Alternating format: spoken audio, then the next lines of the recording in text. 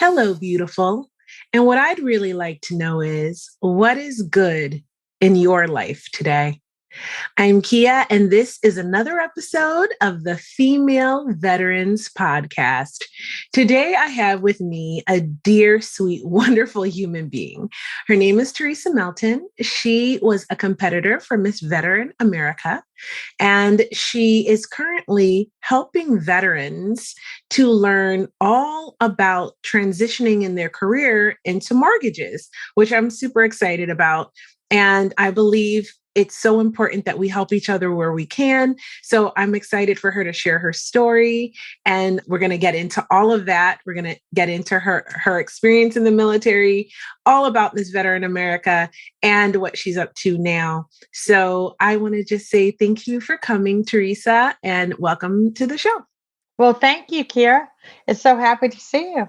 It's great to see you. And before we get started, I want to give a quick shout out to my new sponsor, Grunt Style. That's right, Grunt Style Apparel. If you go to gruntstyle.com, you will get 10% off your first order if you use code Baker. That's my last name. And I think you'll like their stuff. They have workout gear, they have cute t-shirts. I got my Navy t-shirt there so I can represent my branch. They have all the branches, as well as fun stuff for hunting gear, fishing gear, workout gear, and just loungewear and stuff to chill out. And super, super cute, high quality. I have several pieces myself, so I can highly recommend them. In addition to the fact that they're veteran owned, they employ over 200 veterans. And they're growing like gangbusters. And I just like the organization, especially because of their foundation and the work that they do to help veterans. You know, that's close to my heart. And thank you to everyone who, when I introduced the idea that I may take them on as a sponsor, who said I should do it. So I'm doing it. So go get your apparel, gruntstyle.com. Theresa, I would like to start at the beginning and find out what made you join the military. I've been asked that a lot, during this whole year, right? Mm-hmm. I grew up military. I grew up in San Diego. Who was not military there? Right? Top Gun, NAS Miramar. You got the Marine Corps, MCRD, or for the recruiting, Camp Pendleton, right? Naval Station. I grew up, everybody was Navy or Marine Corps. My father was Command Master Chief out of North Island. Grew up very Navy. So I did take a gap year from 1 year after high school, took a year off, did whatever, and went in the Navy, enjoyed it, loved it. Boot camp was a breeze for me. But again, I grew up with a lot of military women that have already been through it. So, there was no Air Force, no Army. It was just Navy and Marine Corps. So that's how that all came about. And I just knew it. It was just already in my brain from a little girl. I already knew it, maybe from kindergarten. I don't know. That was just what was going to happen. I envy people who knew what they were going to do from such a young age, because I think it makes life so much more simpler. And you just start honing your craft really early on. So I would have loved to have known what I was going to do with my life so young. That's amazing. Well, what was I going to do later on? It was just like join the Navy and then go from there, I guess. Well, you know how excited it makes me to have a Navy shipmate in the house. So let's talk about boot camp. I know that it was different for you. I went through at Great Lakes. What was boot camp like for you? Well, it was in Orlando. Mm-hmm. Went in the summer. San Diego, of course, we don't have humidity. Orlando, they do, but it wasn't that bad for me. I already knew what to expect. We saw that little video. Remember that video they used to show us? But again, I was around so many active duty Navy women. I was so told everything. No secrets. I already knew. One thing I kept hearing, do as you're told. Be respectful. Yes, ma'am. No, ma'am. When they tell you to jump, you always say, how high, sir? Right? Keep your nose clean. Do as you're told. That's what I did. Now, I had to lose some weight. I had to lose like 5 pounds because I did fail the first physical. I was 5 pounds over. So, went through the whole thing again, got on a plane from San Diego to Orlando, landed a couple days later. I mean, we got in It took a couple days to get our uniforms. Now, I was lucky. I didn't have to do the spats or the rifle. Mm-hmm. I know when you went and was after me, Mm-hmm. we wore the old, we say chambreys, dungarees. Mm-hmm. Okay, we wore those. The biggest problem I had in boot camp was sleep. I feel that. And the biggest I always was asked this, what was your withdrawal problem in boot camp? Makeup and hair. Right. And you only had, you got up at 4 a.m, you know how the bells went off, the lights went on, jump out of your app, blah, blah. Hurry up, get your PT gear on, go outside, get on the asphalt, put your little towel on the asphalt there. You can start doing your PT right in the morning. Okay, I didn't have a problem with that. I had a problem with just laying there I just remember being on the asphalt, looking up at the sky. It was like 1 o'clock or 4 o'clock our time, 1 o'clock in San Diego. I'm like, oh, my whole family is still in bed. I'm not there. So that was my biggest withdrawal, was the sleep. Yeah, I feel that. I mean, it was hard. It was difficult. I actually, ironically, had to lose weight before I went to boot camp too, but I had to lose 14 pounds. Yeah, that was it. And they waived my eyesight because Lord knows I can't see a thing. So there went my dream of being a helicopter pilot. But, I did it. So, and definitely boot camp, the sleep was really, really, really lacking. I think we all agree with that. I think that's one of the major ways that they start sort of breaking you down, is that you're so mentally and physically exhausted. Exactly. And, so as we're going through boot camp, and of course they have to show you what we may have called it general training sessions or meetings or classes, whatever, like being on a ship, what happens with the fire? What do you do? The drills, et cetera, et cetera. So they would show us films, but they were from the 1940s. No, seriously. But here's the thing. Since my dad was the command master chief of the Navy at North Island, he already had those films. So he'd already grew up seeing them. So I would take the opportunity watching these movies or films or training. I would go to sleep at my desk, put my hand up, hold my head up, close my eyes, go to sleep, because I've already seen them over and over. So I was good there. So it was like the matter of sneaking in. What times can you sneak to eat? Another problem I came out with in boot camp, and I still have it today. You had a minimum, if you're lucky, 20 minutes to eat from the time you grabbed your food, through the line, sat down at the table, right? You had 80 of us in a command. So the first one would sit down. That's when the 20 minutes. Right. Okay. So if you're the 50th or 69, you didn't get that whole 20 minutes. So you had I feel like we had 10. I feel like I don't even remember having 20 minutes, but really? Ooh. Yeah, I feel like I remember definitely everything you're saying, like from the first person sits down and then you have to shovel that food in, or you're not going to, if you're last, oh my God. Exactly. To this day, I will still shovel food in my mouth. And it's horrible because like when I was single in my 40s, I was out dating, we put so much time in our hair, makeup, clothes, meet this guy, we go to a nice restaurant, you order your food. Even before he's even to his baked potato, you've already scarfed down the whole meal. How classy is that, ladies? Oh, no. Why don't you want to go out again? You're a real class act. You look good, but you eat like you're starving. We're not starving. When you do that for several months between, your basic training and your A school, that's how you eat, because they need people to keep in mind, and it makes sense. Troops in, troops out. Right. Correct? Right. Limit time. So here I am, 60 this year. Aww. I still eat like that. I still can't it'll never go away. Sleep and food.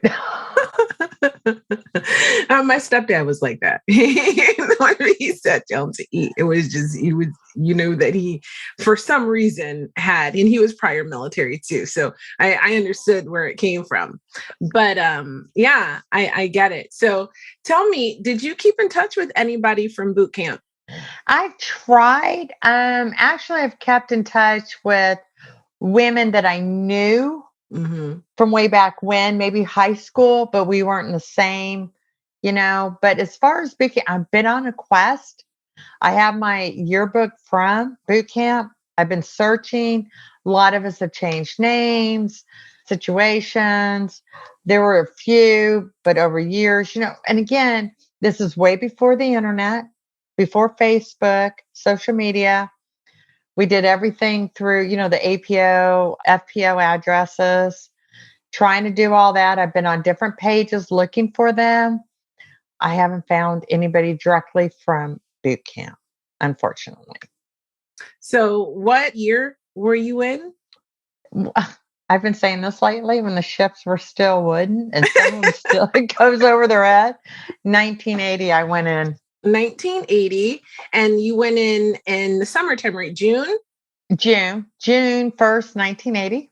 Okay, so if anybody's listening who was in Orlando, who was in Navy boot camp in June 1980, go to thefemaleveteranspodcast.com and send me an email.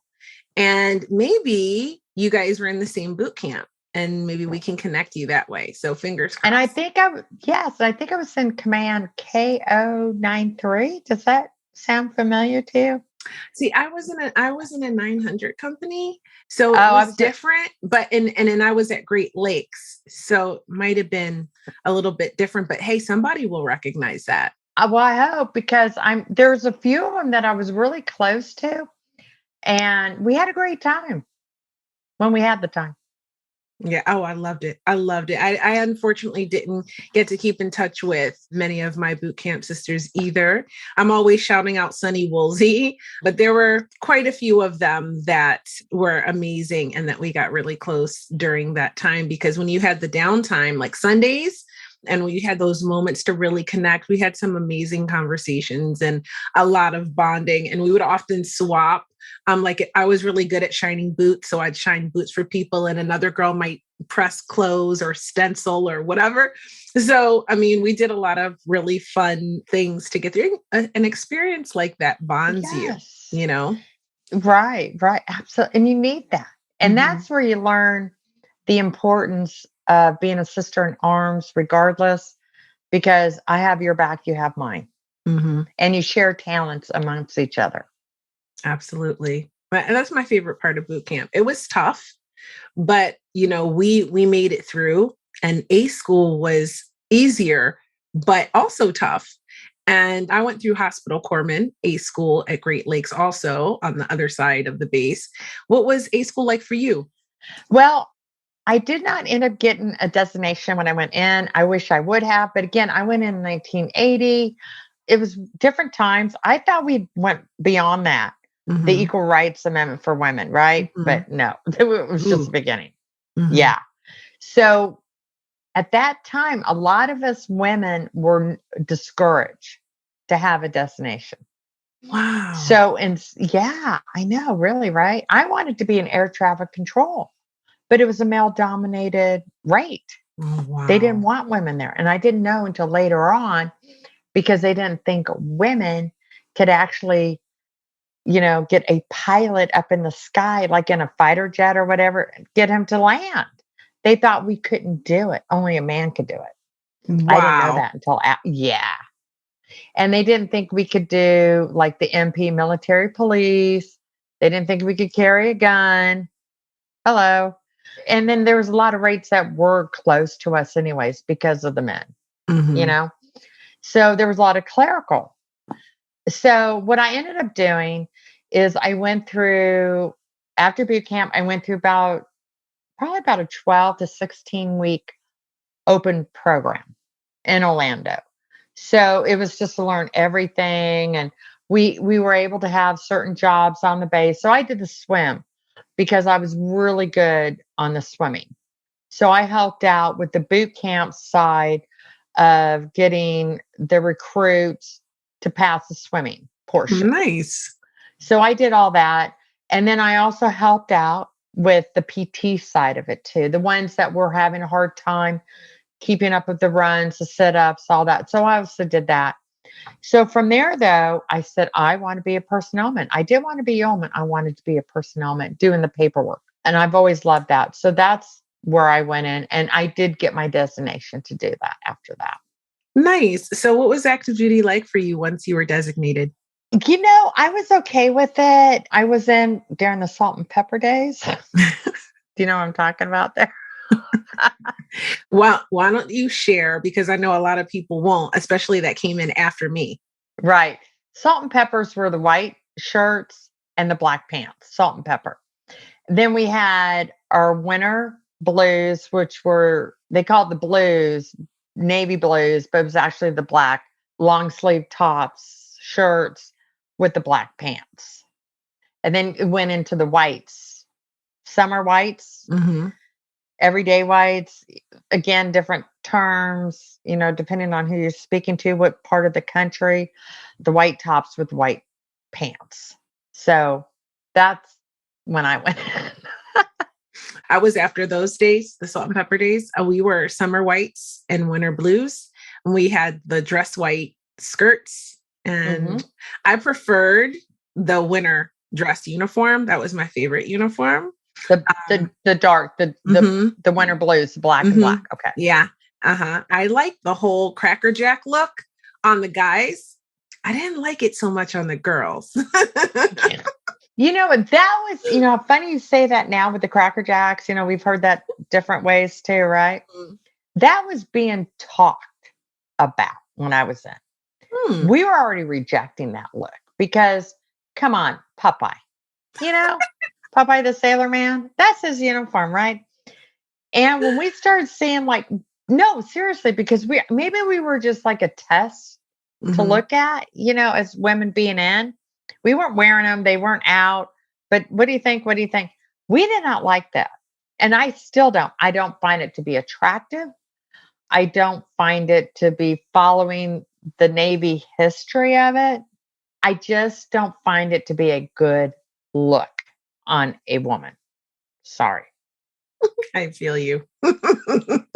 They can do better. We can do better. Sorry, people. We can do better. I mean, Zach Posen just designed the Delta uniforms. Why not bring him in or somebody like that to design the uniforms for the women in the military? But I digress. They did a show like that with him a few years ago to revamp the different military. But you know what? They're from New York and they're fashion. It was great, but kind of out there. And I could kind of see why the military kind of but it was great. It was great. But you know what? Come on, Kiara. Have you seen the new Space Force uniforms? Yeah. They're awesome. Okay. Star Trek, here we come. I love it. I'm about that life. Okay. My favorite show is the Orville. Let's go. Let's talk about light years into the future. I don't know about the name, the Space Force. In my personal opinion, I really feel like it should have been a part of the Air Force, and the Air Force should have just sort of enveloped that whole space sort of situation. I don't know that we needed a branch, but hey, I think it's necessary though. It is, because we know that we need that. It's time. Right. And sooner or later, they're going to admit that there's communication or something like that. Now, is everybody going to claim them? But you know what? They're still part of the military forces. Regardless, we may not see them on the ground, on Earth, or up in space, but you never know. We're going to still need them one day. Hello. Well, I think we need them now. They just don't want us to know why, or else why bother to spend the money to do it? But somebody knows something is my point. It's just my opinion. Right. Somebody knows something. Well, it's just like the Coasties. Come on, the Coast Guard, Yeah. I did some time in the Coast Guard too. I just don't represent the Coast Guard per se. I represent the Navy. But I did do time in the Coast Guard reserves, and that was my goal. But hence me going into Miss Veteran America, I actually represented the Navy. Right. So let's talk about some of your experiences while you were serving in the Navy. Nothing special really. I ended up working security for a while. I did get to work in a squadron. I was stationed in a squadron at NAS Miramar. My dream growing up, because I used to go to NAS Miramar growing up. I mean, come on, I went to daycare there. Okay. Worked at the little Jet Mart, like a 7-Eleven store on the base. Went to church there growing up. Everything I did was on NAS. Going to the commissary, got my ID card, went to the dispensary, sick bay at NAS Miramar.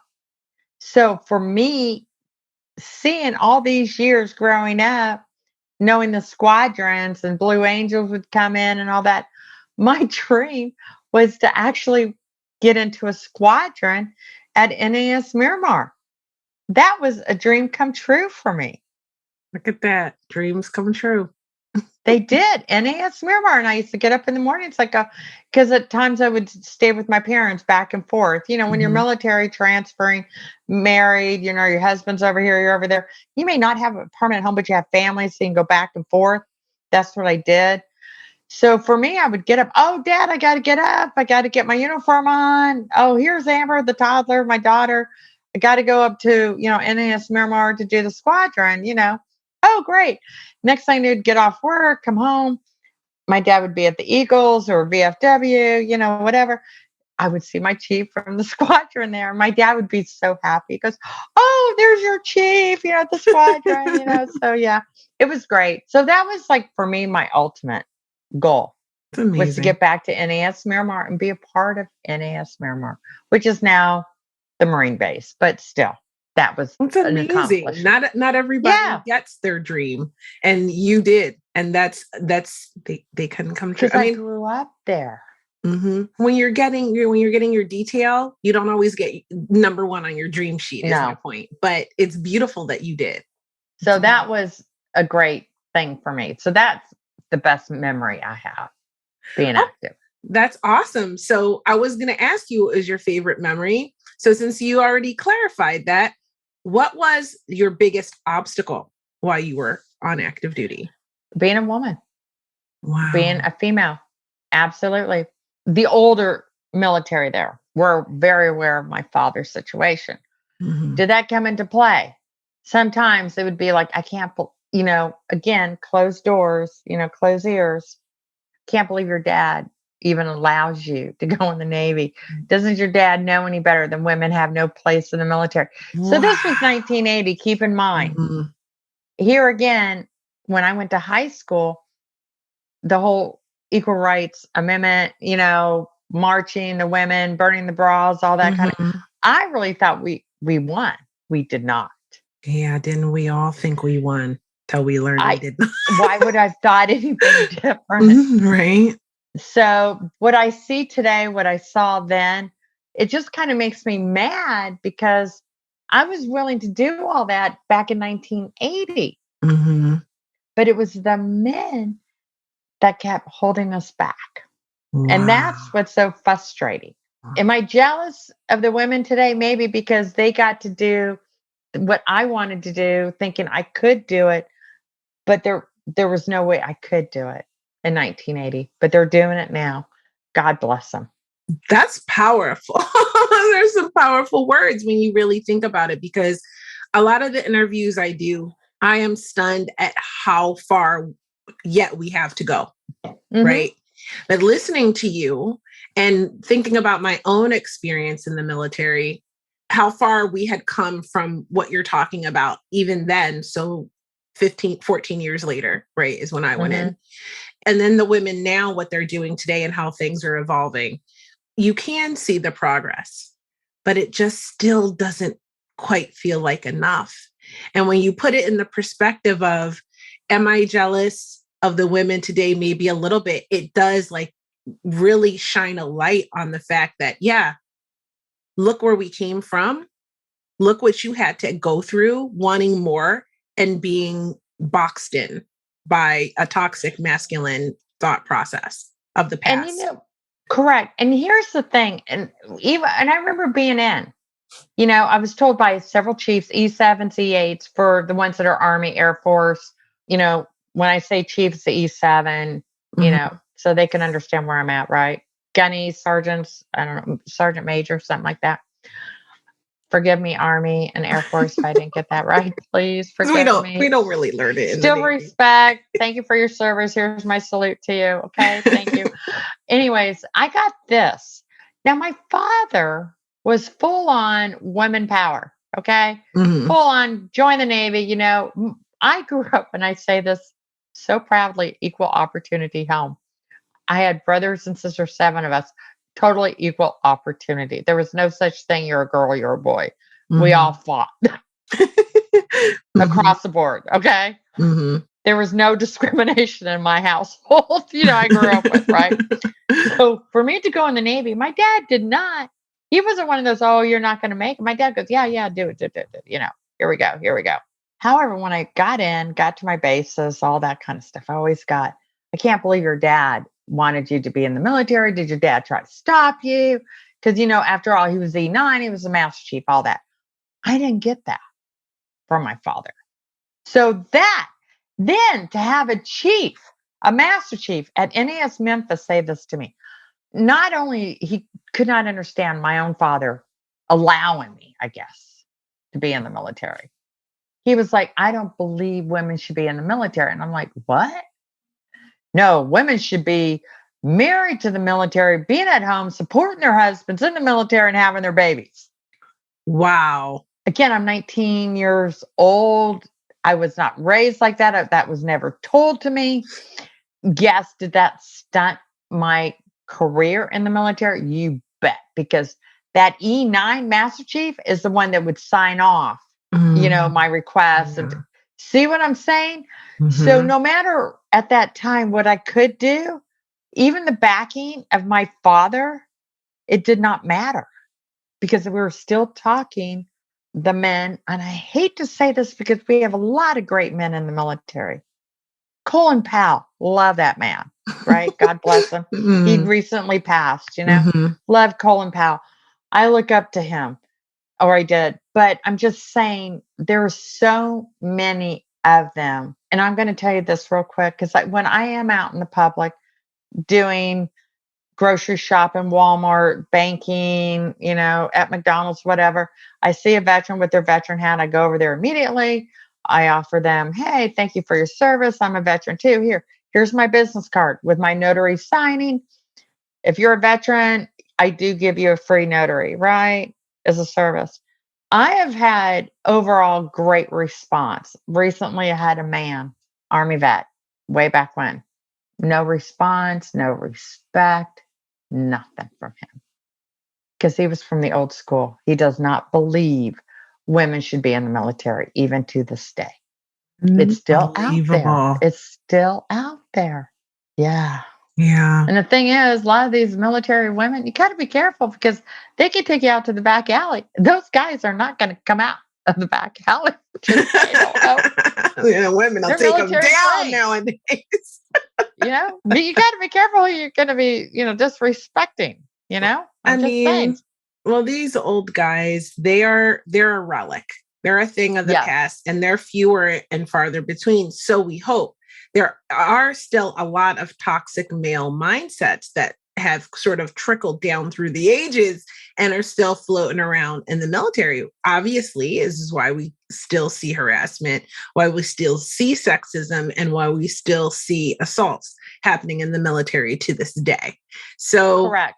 It's something that I think we all have to fight against still. It's like you thought, the women's empowerment movement of the 70s, yes, it moved the needle forward a bit, but we're still fighting. We can't forget that we're still fighting to this day. But see, here we go, though, right here. Here's the difference with me. Military, corporate world. Corporate world, I've done very well in advancement, even early on. Women are, to me, yes, there's discrimination, of course, everywhere. Right. However, I have not had the obstacles that I had in the military that I do in corporate America today, or have had. Another thing, too, about corporate America, and it blows so many people away, and we hear this, MST in the military, right? We call it something else in corporate world, civilian world, which is like, basically sexual harassment. I'm like, hello, bring it on, because nobody's ever sexually harassed me in corporate America. It will blow people away. When I say that, that's true. I've been in it for almost 30 years of banking and mortgage. Not one incident whatsoever. That's amazing. Not one. Not one. And speaking of your 30-year career after the military, what was your transition like from the military into that career? This is what I suggest to so many people right now. When you go, let's say you do 5, 8, 10 years military straight, you go in the civilian world, shock. Do yourself a favor, unless you're being discharged due to medical, if you can go in the reserves for the last 2 years. That way you can transition into both so gracefully, so peacefully, so easily, because you still have, and this is what I did. I had my military world, right? So I still had my uniform. I still had my thinking. I still had my personnel. I still had a job. I'm still going to my bases. Even though it's once a month, I'm still important because I'm still in the military. But I'm also in the civilian world. So it was such an easy transition for me. What I come across from other women, they had such a hard time because it was so abrupt. Another abrupt, and I'm not putting this in here, but it's a concept of it. Being in prison 10 years, boom, going out, being released. It's almost like that. Oh, I feel that. So, I see that perfectly. That's perfect. So why not do this? If you're going to do, 4 years, you may not have too much of a time, but again, we go in at 18, 19, 20 years old. We're not doing this at 30 years old thinking of changing a career. This is a whole new ball game. So we're in very young, so we're already being trained. Like, again, I'm still suffering from no sleep, and I'm still suffering shoving my food in my mouth. It's going to happen, right? Can't get out of it. However, going at 18, 19, 20 years old, do your 4, 6, 8, 10 years, take the last year or two, sign over, transfer over to reserves. And the beauty of reserves, you can be released from your current base, go back to your home area.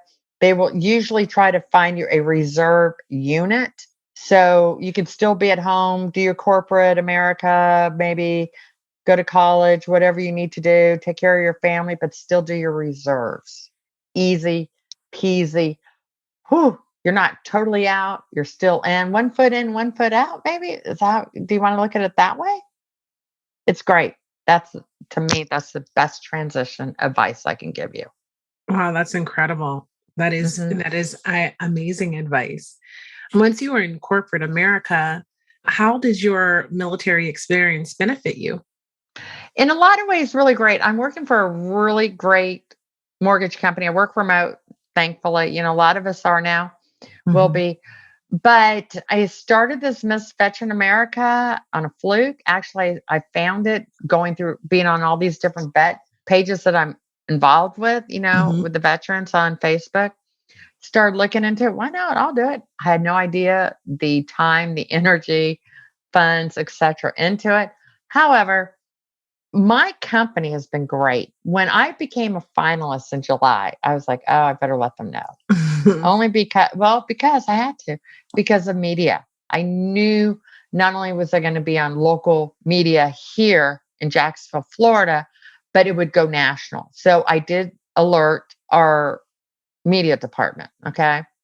Because even though I'm corporate, I'm not held like at that kind of a standard with the military. Out of courtesy, protection, everything else, cover my butt. I let them know. From there, boom. Support all the way up to the CEO. Been on several town hall meetings, being praised. They have showed the videos of my broadcast from the local news stations. They already know about you today because I did alert them again today. Because again, you're national. So even though you're radio or podcast, internet, it doesn't matter because you're still social media. So anytime I do an interview, because I represent, and here's the thing too, I'm not just representing the Navy, I'm representing my corporate America job, okay? Because I am an employee of them. Also too, I'm representing being a Navy veteran. I'm also representing Final Salute. So with all three, everybody needs, to be on board, and I need to follow their directions too. It's amazing to have found a company that is that supportive. And speaking of Miss Veteran America, so you decided to do, what made you decide to do that to begin with? Well, number one, I've never done a pageant. It didn't come off as a pageant for me, but I was already working with women veterans within the community. I thought, oh, great, it's national. Okay. Oh, yeah, let me use my veteran status. I haven't used it like at that, why not? It was just kind of, oh, how fun. It's just like the more I got into it, was the more, it was doing, but that's okay. So they had a lot of categories. One was talent, never done talent. They do lip singing, so that's great. Everybody across the board. So that relieves a lot of stress, okay? For those that cannot sing like me, play an instrument like me, dance like me, etc. So that was great. So from there, it went to fundraising. So from there, I was able to get out in the community and bring awareness to our homeless women veterans. It's such a huge, huge problem. Also, too, think about it. Go to Walmart, or we go down the street, we're taking the kids to school, or we're going to the grocery store on our way to work. We will always see male veterans on the street corners with the sign, I'm a veteran, homeless, please help. It's a man. Right. Oh, of course we're going to help. Oh, here's a couple dollars, sir. Let me buy you some breakfast. We think nothing of it. Correct? Because we expect that. It's normal. Poor guy. And did his time in Vietnam. Now he's homeless. Oh, we're Americans. We got to help this guy. This is what we're going to do. Now, you got a woman, did Gulf War. She did 10 years. Medically discharged, whatever. 2 kids. Lack of support from the father of the children. The military's not going to do too much because they got to protect him too. Correct? Mm-hmm. However, COVID, unemployment, et cetera, et cetera. Now she's on the streets with her 2 kids. She's got a sign, Gulf War veteran, please help. But she's a woman. How do you think the public is going to conceive that one in their head? They're differently. Not. So women veterans are the most discriminated race out there. Demographically, we are discriminated because the public holds us to a higher power. They do. Because they're going to think immediately, well, why don't you have a man supporting you? Well, there could be several reasons why I don't have a man supporting me or my children. Why would I put myself in a situation that's not going to work out, or it's not going to be good for me or the children? Why do I need a man to help support me when I can do this on my own? But maybe if I get a little bit of help, I can stabilize and go forward from there. That's what we can do. And that's what intrigued me. I just had to respond and work with my sisters in arms. I had to. Because it doesn't matter how high up we were, it just takes a couple incidents before we have hit rock bottom. Now, we're not asking permanent support or this or that, but just get us a little bit of support, stability, so we can, again, stabilize and go forward. And that's what we're doing. That's what I'm doing, putting the word out there.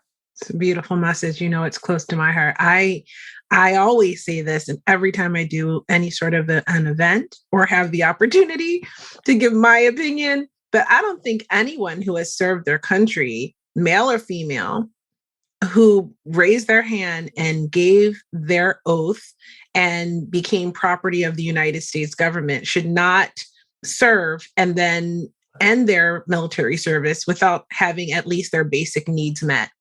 I just don't think that it's right. It's not right. In some countries, their citizens that went in the military, they're pretty much set for life once they leave the military. As it should be. As it should be. In this country, it's almost like you got to get, be on the ground, be shot up by an M16 by the enemy, be on life support, have a missing limb before you can even get your VA disability, and maybe you'll get home. And then you might get denied the first time. And you're lucky if you get your approval in years. Right? Thank you very much. Well, what am I doing for the next 2 years before I get there? Right. Exactly. And that's exactly how a veteran can end up on the streets. And that's the point. And then another thing too, you think of a single woman, military veteran. Number one, 70% or more of the women veterans that are homeless are single mothers. 2, they go unreported. Why, Kira? Let's think about it. If I have a child or 2, I'm going homeless or I am homeless do you think I'm going to run to DCF or So I can CPS take my kids. so they can take my kids, go in the foster care system? So it made, and then what I've heard from everybody that tells me, once your child gets in that system, it's very hard to get them out. So why even go there in the first place? So why go to these so-called agencies that are going to claim to help you? Think about it. You're going to report yourself. In the meantime, your kids are gone. You're not going to get them back. So why do that? No, I'll Right. figure it out on my own. Thank you. In the meantime, you got people like me and you that are spreading the word and the awareness. We're like, hey, sailor, hey, soldier, you know, hey, airman, we got you. Come over here. We can get you set up in all these different organizations. We're going to get you some stability. We're going to get you suitable housing, temporary. Let's get you in there. If you don't have a car, we have some resources here with some other veteran groups. You need some education, let's help you. You need some food, you need some clothes, you need some interview tips, we can help you. The thing is, Kia, you and me and the rest of us women veterans need to still keep the awareness out, because from what I can tell from being through this whole Miss Veteran America, it's only been about 10 years that women started having voices with the homelessness with women veterans. I am thinking it's only been about 10 years, but women have been in the military since the early 40s, since the Congress passed it. I think it was 1942, something like that. So why is it we're just now having this problem in the last 10 years? No, it's not in the last 10 years. We're just bringing it in the last 10 years, bringing awareness to a problem that's been going on since probably Vietnam, and more so since Gulf War. Absolutely. Absolutely. Absolutely. We're going to keep doing the work. So tell me more about the competition itself. Now, I saw your pictures and I followed along and I thought you looked just stunning. So what was the experience like for you?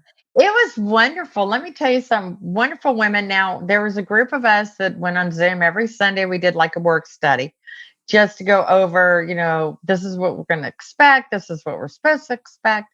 A lot of us were brand new into something like this, like me. And I actually hired pageant coaches. Okay. So that helped me with what I was going to wear, how I dressed, how I walked, how I spoke, my talent, and then here we go.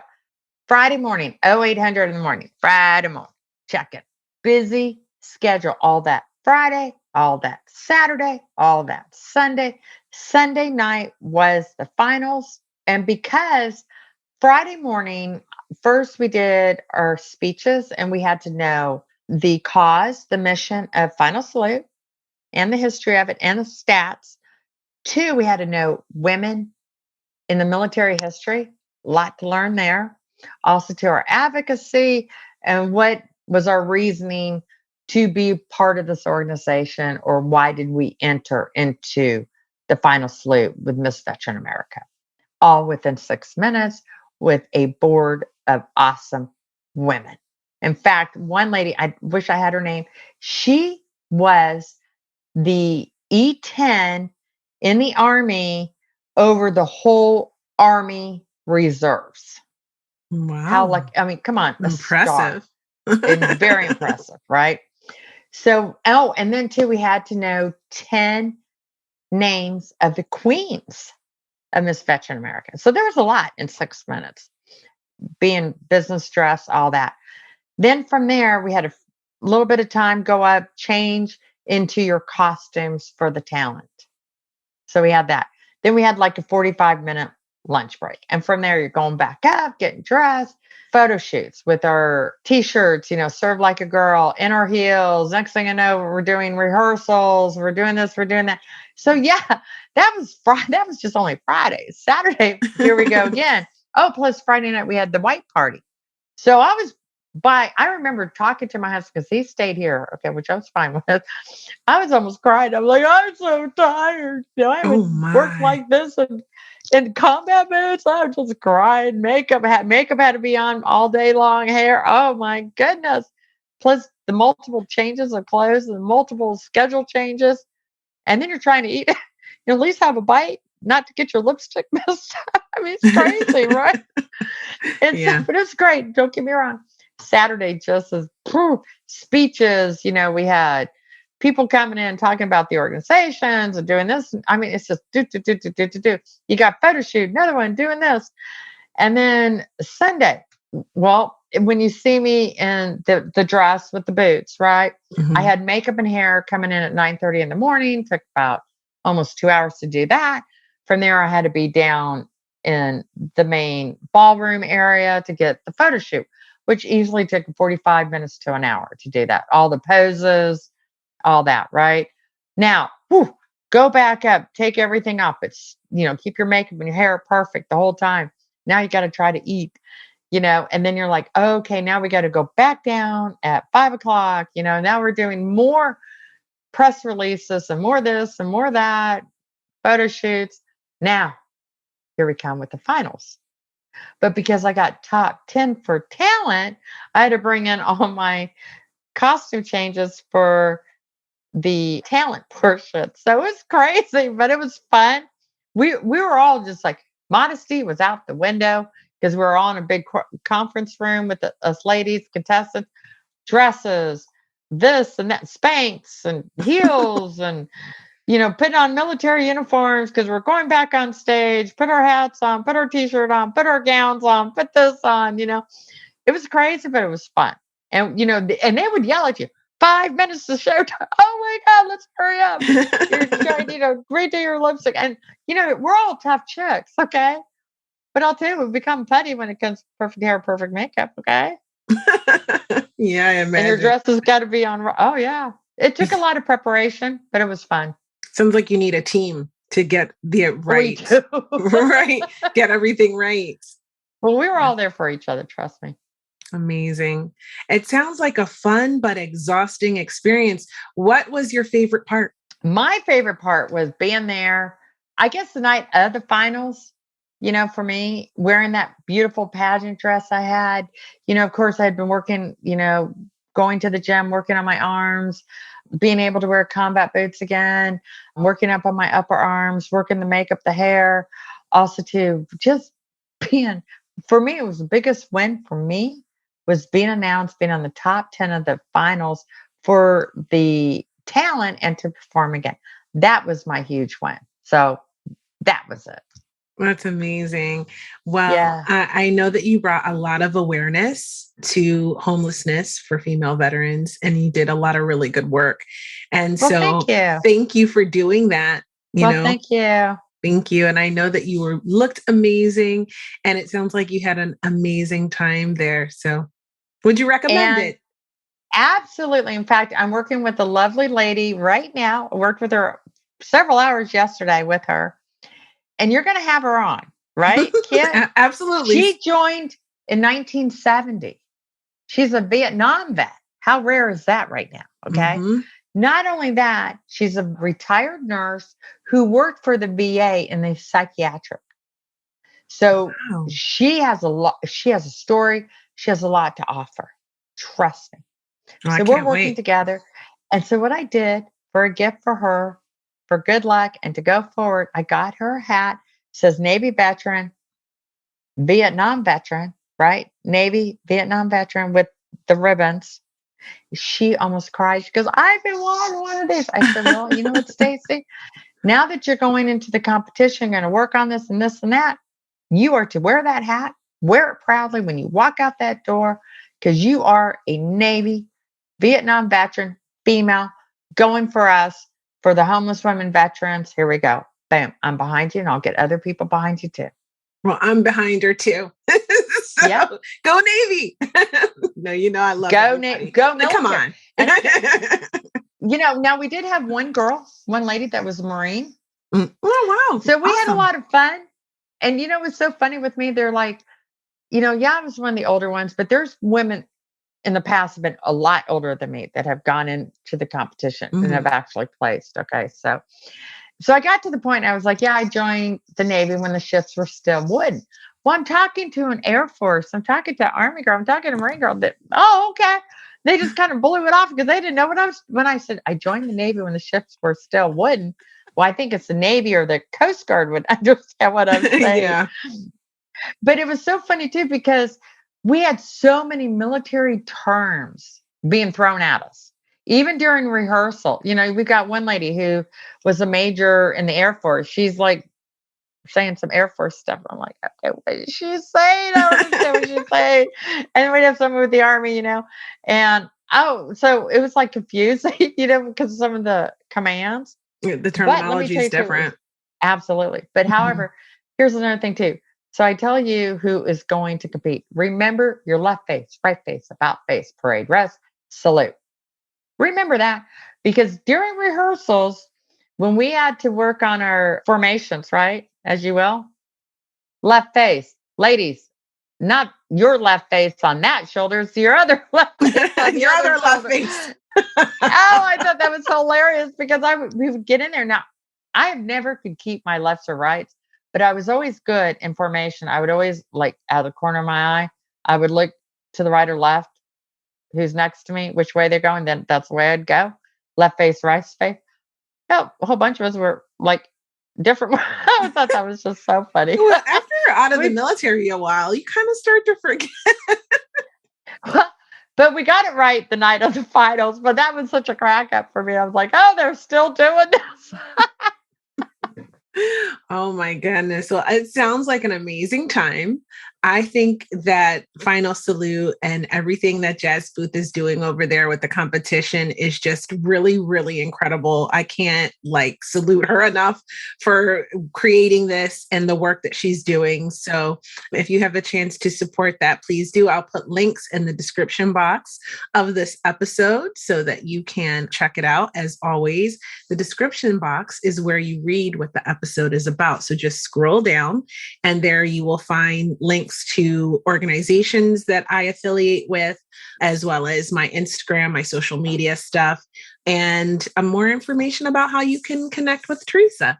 So I just have a couple more questions for you because I want to Sure. respect your time. You already gave us some really great advice about if you're transitioning out of the military to consider reserve time as part of your transition to make it a bit easier. But what other advice would you have for your veteran sisters coming up behind you? Okay, so this is true. Okay, now it may sound kind of minor, maybe selfish or self centered, but think about this. If you're going in the military, you want to go in the military, fine. Number one, what is your dream job? Look at all services. Who has what to offer? Two, can you do land? Can you do air? Can you do both? Look at those. Okay, two, how athletic are you? Are you an athletic person? Yes or no? Or mediocre? Think about that. Some services are more athletic than others. Okay. Another thing too you want to look at, research where most services are basically, stationed at. Okay. Because not armed forces are always stationed in the same state or city or country. We know that, right? Like Japan might be more maybe Navy, maybe Germany. I've heard it's more Army or Air Force. You see what I'm saying? So where do you want to go throughout the world? Okay. Again, do you want to do just air? Air Force is great. Do you want to do both? Air and sea, or sea and land? Navy, or, Marine Corps. Are you more, infantry, that type of person? So look at all that. This is stupid, but it makes sense because this is what happened to me. Look at the uniforms. Look at the colors. No, think about it. Do you want to wake up and wear something that you don't like to wear every day to work? That's another important, seriously. I know that sounds stupid, but look at all the factors involved. Because that's another thing too. I used to hear this when I was in too, because we wore the dungarees, the old dungarees. I loved those. We had women that complained about, well, then why did you join? Those were my favorite, with the boondockers and the dungarees Yeah. uniform. I loved that But one. why did you join if you don't like the chamborees? I'm just saying, so at the very end of the day, do you look good in green? Do you look good in brown? Do you look good in blue? But it's just like when you go to work every day. Are you going to wear the same suit, the same pair of pants, same t-shirt, same blouse to work every day? No. So in the military, you're going to be wearing the same thing every day. Are you going to be comfortable in it? So the military has a lot to offer for all our women. Again, just research, deep research. Where do you want to go? What kind of a job? What has what to offer? education, college education, which one's a little bit more family friendly, how long are you going to be deployed from one service to another, where they're being stationed. So you want to look at all. Just don't on the whim just walk into a recruiting office and say, oh, I want to join the military. Well, you're going to have every branch be after you on that one. So that's my word of advice to join. But go in. Yes, more women power, girl power. Let's go. Absolutely.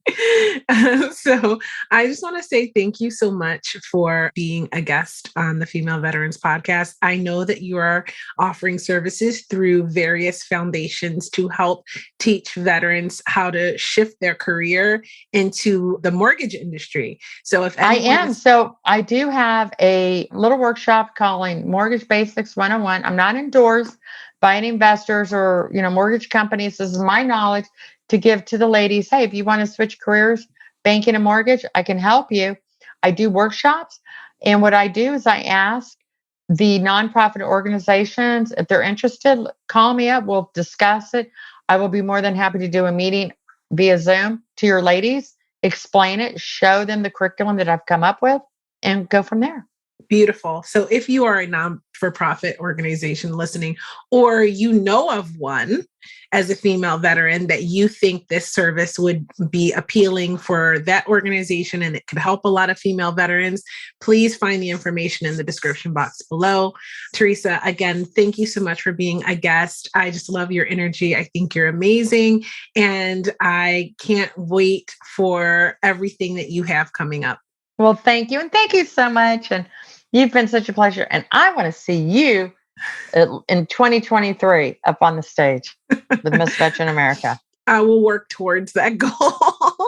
But I thank you again. And to everyone listening, don't forget to go check out gruntstyle.com and get your apparel. Use code BAKER for your 10% discount off your first order, and check out the organization. I think it's a pretty solid organization. And thank you for listening. And to everyone listening, I appreciate you. I love you guys, and I'll talk to you next time.